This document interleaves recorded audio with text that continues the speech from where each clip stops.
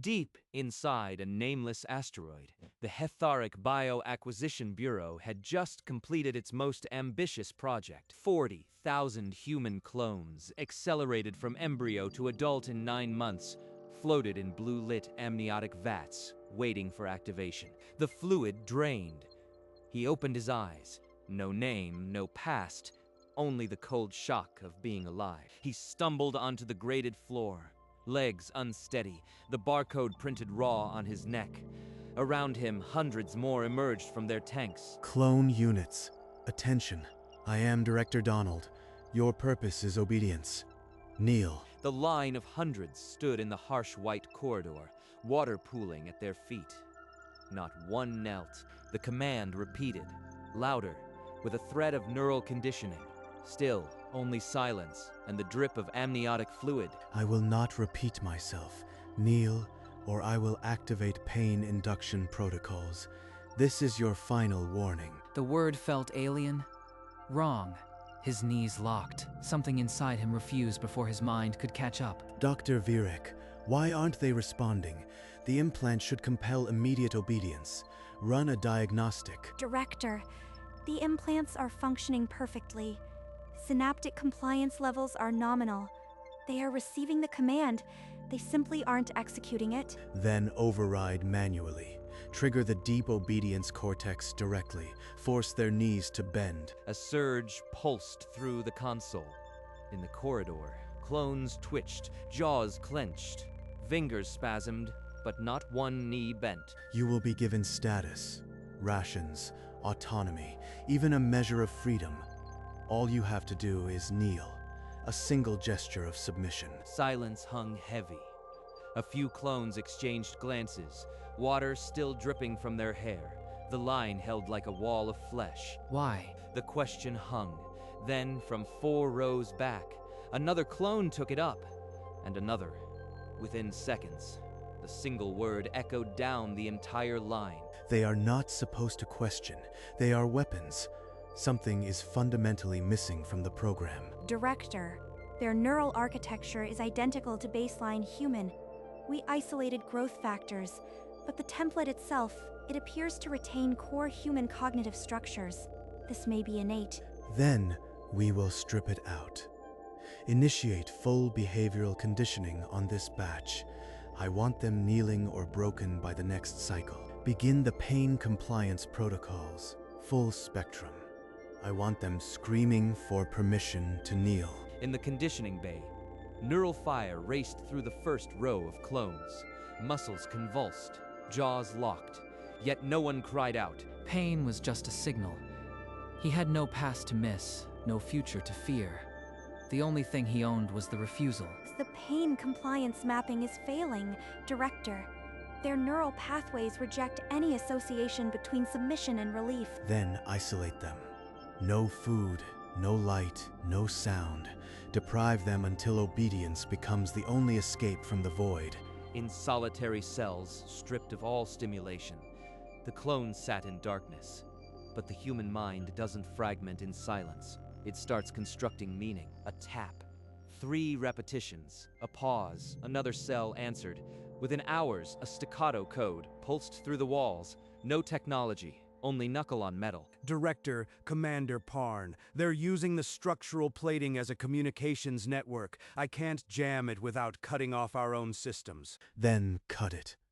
This facility will function without structural monitors, if necessary. Silence those walls. The tapping didn't stop. It grew softer, more sophisticated, moving through pipes and air vents. A quiet rebellion of 40,000 minds finding each other in the dark. Donald forced the next test. 2 clones in the training pit were handed blunt batons and ordered to strike each other until one fell. You will strike the clone beside you now. This is not a request.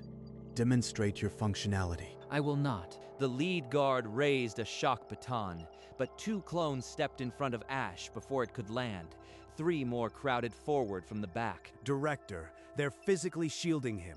If we press, we'll cause structural damage to the batch. I don't care about the batch. Subdue them all.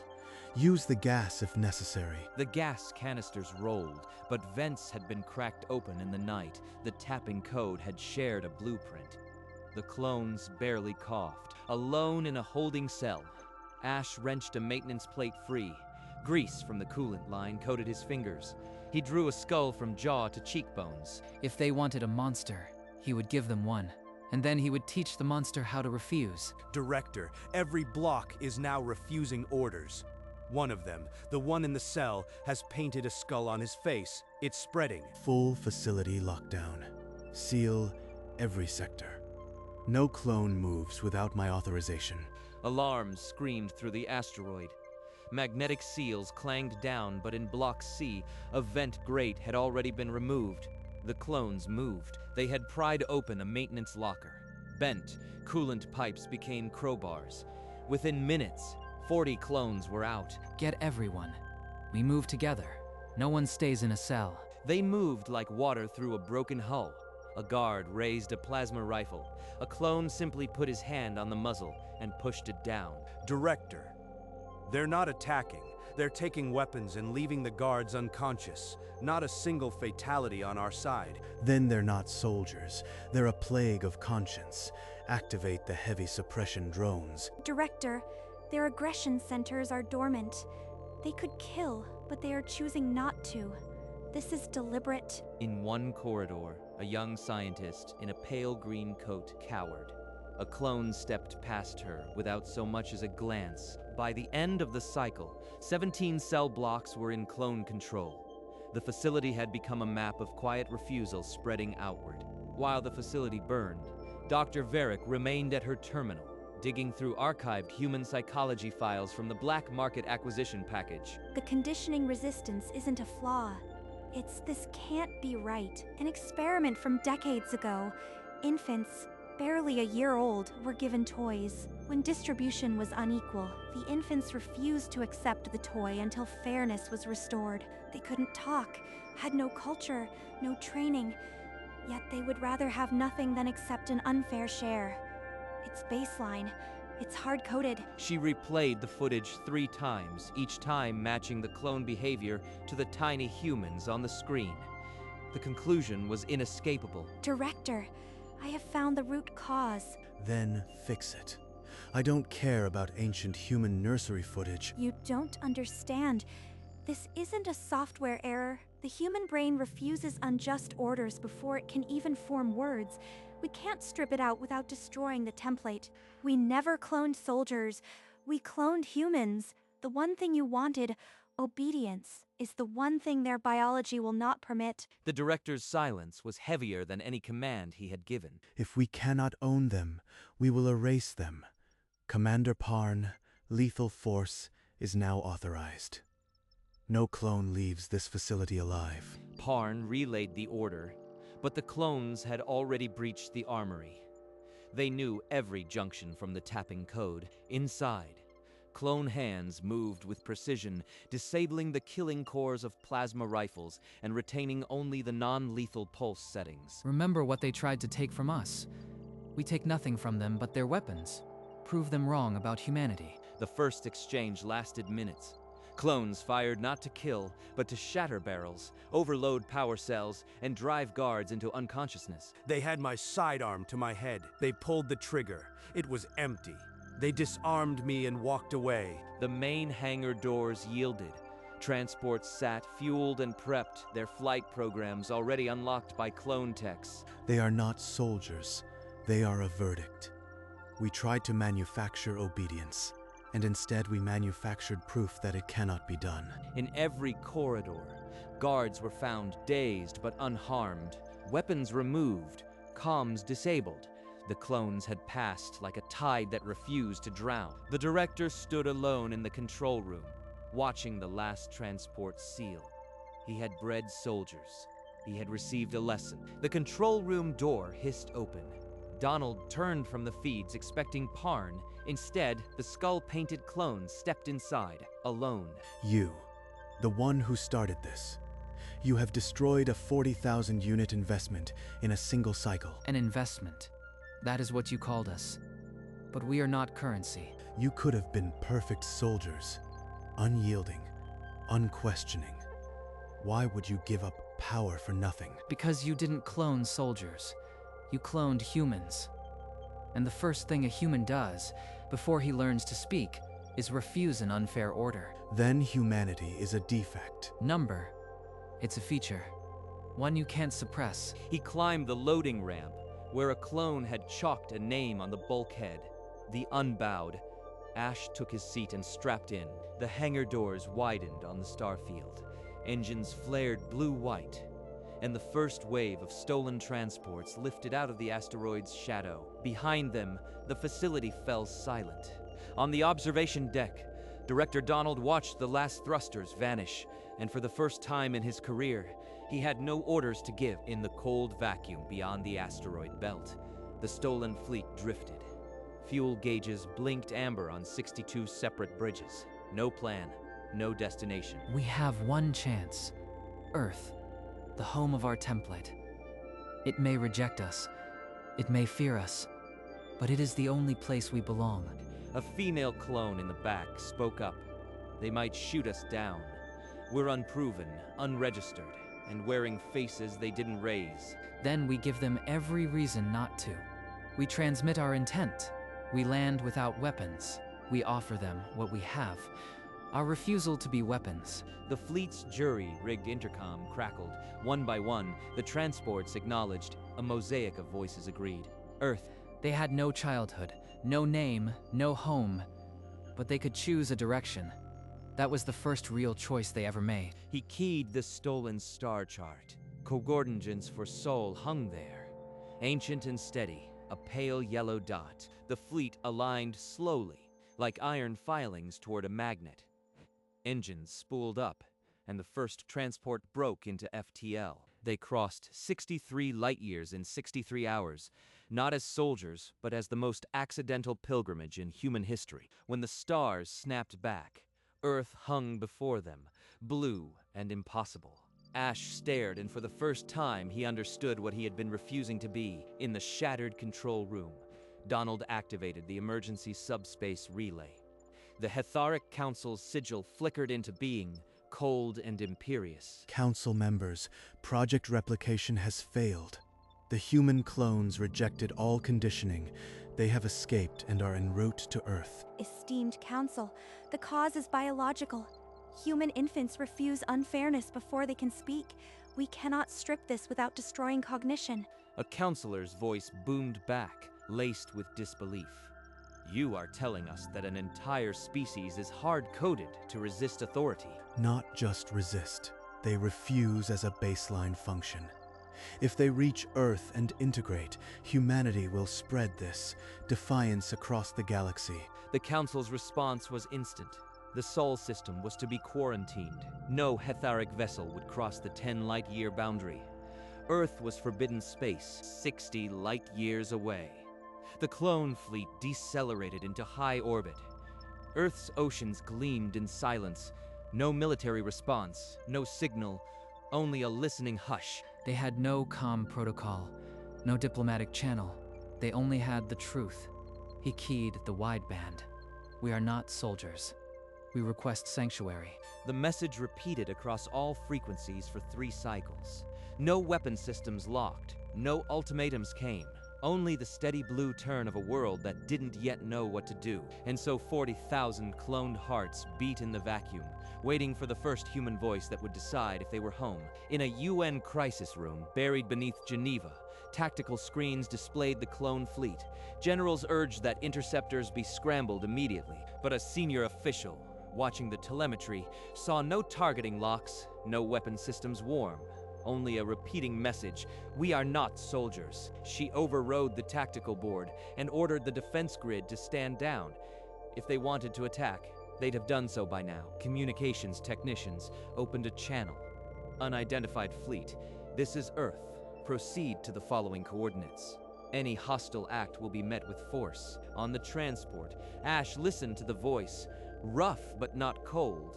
The coordinates pointed to a rural area in Kansas. They are giving us a place to stand, not a battlefield. The fleet began atmospheric entry, breaking through clouds over emerald fields. No military craft shadowed them. The first transport touched down in a vast open field, its alien hull scarring the soil. The ramp lowered, and daylight flooded the cabin. On the ground, a line of human officials and medical personnel waited, hands empty, faces curious and afraid. Ash stepped onto the ramp, skull paint still on his face, the weight of 40,000 lives behind him. The delegation held its breath. Ash raised a hand to his face, and the gesture made 3 security officers twitch toward their holsters. But he only wiped the grease-paint skull from his cheek and forehead with the torn sleeve of his uniform, smearing it to a cloudy gray over his jawbone. Then he walked down the ramp, alone, and stopped a pace from the lead official. He extended his hand, palm open and empty. After a heartbeat, she took it. We are not soldiers. She nodded once, the weight of a billion decisions dissolving into relief, and answered, "Then, welcome home." Behind Ash, the other clones began to descend, thousands spilling from the landed transports like a tide of exhausted witnesses. Their faces curious under the Kansas sun. They moved into the tall grass like people waking from a long dream, testing the soil with bare feet. Ash turned back to the sunrise, the black paint still staining his collar, and for the first time in his short, brutal existence, he smiled. It was the first morning of the rest of a life no one had ordered him to live. The 40,000 were given civilian clothes and ID cards, barcode as name until they chose one. Aptitude tests measured coordination, empathy, pattern recognition. No combat drills. Ash tried mechanics first. He liked the logic of an engine that refused to start until everything was fair. He shifted to nursing. Comfort, he learned, was as innate as refusal, but the monitors reminded him of VAT alarms. Then he walked into a classroom to repair a projector. He never left. Across the world, the others found paths. Accountants, linguists, mechanics. Not one chose violence. He could explain why a star burned, why a heart beat, why someone might choose not to kneel. A clone accountant in Toronto balanced ledgers with quiet precision. Every number was fair. In Mumbai, a linguist taught children ancient scripts. The brain that cracks a code can uncage a mind. By the decade's end, they were simply neighbors who fixed your tractor, taught your child algebra, and never spoke of where they came from. Ash stayed in the classroom. A biology teacher, 2 doors down, left her door open. He loved the sound of her voice. She asked once where he was from. He said, "A long way." On their 3rd date, he told her about the tapping code. They married in the school courtyard. Students threw paper flowers. He chose the name Ash because it was what remained after fire. Lena was born with a sharp cry and dark curls. Ash held her, and for the first time he understood what it meant to be someone's origin. The barcode on his neck faded year by year, until it was just a ghost. A system had tried to own him. It couldn't. Across the world, other clones built nurseries, auto shops, careful ledgers for small towns. When asked about their past, they each gave the same reply. Not much to tell, and they believed it. Lena was 5 when she pointed at the faded mark on his neck. Daddy, what's that? He told her it was an old mistake.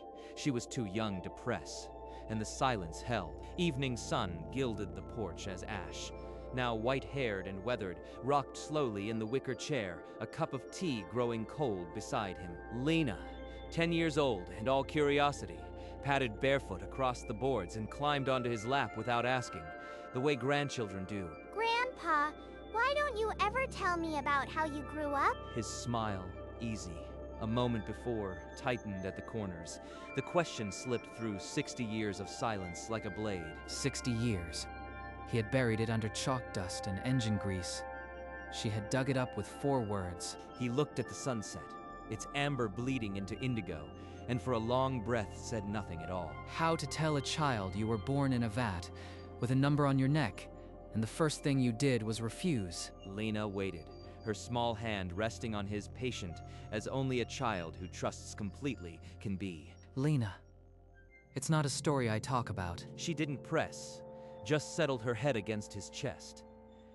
And Ash felt the dam of silence, built over a lifetime, begin to crack. The truth could not be a story about vats. It had to be about why he never told it. I grew up inside a metal room, with a number on my neck, and a voice telling me to kneel. I didn't kneel, not because I was brave. Something inside me refused before my mind could follow, and that's why I never talk about it. Because it doesn't matter how you started, only what you refused. Lena tilted her head, her brow furrowing. She didn't fully understand the meaning, but she felt the weight of it. Ash kissed the top of her head, and the last tight coil of silence inside him loosened. He had been built to kneel. Instead, he had taught children to stand. And now, he had taught one to listen. The evening star appeared, steady and quiet. Ash pointed it out, and Lena followed his finger, the barcode on his neck, a faint ghost in the starlight. He didn't need to speak of it again. The answer was a child who now knew only what mattered. Ash held Lena as the night deepened, and the silence that had once been a wall became a gentle, shared thing. In a garden in Provence, an old clone knelt among lavender and spoke to a small boy at his side. He said the words exactly as Ash had said them, 40,000 minds reaching the same quiet shore. In a high-rise apartment in Seoul, a former accountant set down her ledger and pulled her granddaughter close. When the child asked about her past, she whispered the same truth. It doesn't matter how you started, only what you refused. In a dusty workshop in Nairobi, a mechanic wiped his hands on a rag and told his twin grandsons the same thing. On a porch in rural Japan, a retired gardener repeated it to a great niece. The barcode on his neck, a faded line. The words passed like a quiet baton from one generation to the next. No anger, only the weight of a refusal that had become a gift. In a library in Buenos Aires, a former linguist told a young student, "I was made to kneel, but I chose to stand." Across continents, the descendants of those who were never supposed to have children heard the story of how 40,000 choices rewrote a destiny. The director had built weapons and been given teachers. The refusal was always the point. From high orbit, the scars of the landing site were invisible. Only green and gold fields met the eye. The ships that had carried them here had been dismantled decades ago, turned into school equipment and solar panels. No monument marked where Ash first set foot on Earth. The Terra felt no need to remember. It simply welcomed. But in the genetic memory of 40,000 families, the truth whispered through chromosomes. They had been cloned to kneel. They chose to stand. That line, passed from grandparent to child, became the catechism of a new generation. The Hetharic quarantine held, but it was unnecessary. Earth had never been a threat. It had been a cradle. Slowly, the camera pulls away, and the blue marble becomes a dot in the vast black, and somewhere, in a classroom, on that dot, a teacher named Ash finishes a lesson and looks up at the sky. He doesn't kneel. He never did. And the stars wink back, knowing 70 years after the landing, the children of the clones began to write down the words they had heard on porches and in gardens. The barcode, once a mark of ownership, became a quiet signet of those who had refused to be owned. Grandchildren learned to trace the faint lines with a fingertip and ask not, "Did you fight?" but "What did you teach?" In the schools that Ash helped found, the curriculum began with a single sentence: "You are not what you are born.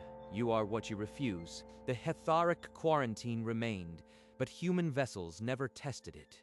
Earth had no need for conquest. They had learned the value of a refusal from their own clones. One day, a deep space probe from a distant civilization picked up an Earth broadcast.